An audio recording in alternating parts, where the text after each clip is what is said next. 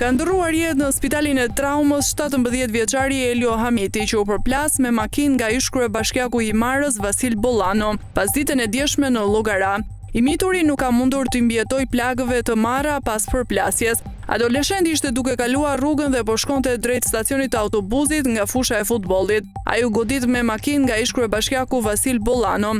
Sipas dëshmitarëve, goditja ka qenë tepër e fortë dhe i riu është dërguar menjëherë në spital, por këtë të njëjtë u njoftua se adoleshenti s'mundi t'i mbijetonte dhe humbi jetën.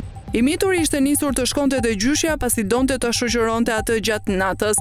Vasil Bollano ka deklaruar se i riu është hedhur përpara makinës, por duket se ky version nuk i ka bindur ekspertët e policisë, të cilët kanë kryer analizën e ngjarjes. Bollano u shoqërua në komisariat pas aksidentit. Këtë të njëjtë u konfirmua arrestimi i Bollanos për veprën penale shkelje e rregullave të qarkullimit rrugor me pasojë vdekjen.